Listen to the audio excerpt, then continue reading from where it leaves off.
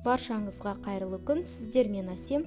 Бүгін қаймақ қосылған ерекше дәмді шайға арналған пирог пісіреміз. Пирогымызға керекті заттар: жұмыртқа, ұн, қамыр қопсытқыш, сұйық май, сүт, қант қажет. Ыдысымызға жұмыртқамызды жарып аламыз. Жұмыртқаларымызды жарып алып миксерлейміз. Миксерлей отыра үстіне қантымызды саламыз. Осылай қант пен жұмыртқамыз екі есе ағарып ұлғайғанша жақсылап миксерлейміз. Миксерлеп болғаннан кейін үстіне сұйық май құямыз. Оны араластырғаннан кейін сүтімізді құямыз. Осылай барлығын жақсылап араластырып аламыз. Одан кейін ұнымызды саламыз. Ұнымызды екіге бөліп саламыз. Оның үстіне қамыр қопсытқышымызды салып, осылай венчикпен араластырып аламыз. Ұнымызды екіге бөліп, осылай қамырымызды араластырып алдық. Қамырымыз дайын. Енді қаймақты салмасына қаймақ, жұмыртқа, қант ұнтағын жақсылап барлығын араластырып аламыз.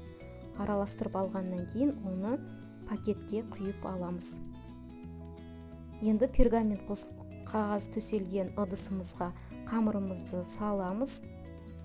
Қамырымызды салып болғаннан кейін қаймақты қоспамызды осылай жолақша етіп қамырымыздың үстіне құйып шығамыз.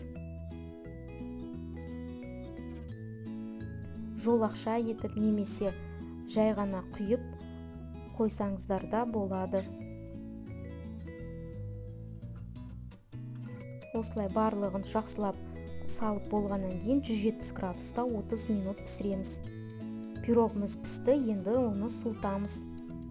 Пирогымыз суығаннан кейін үстіне қант ұнтағын осылай сеуіп шығамыз.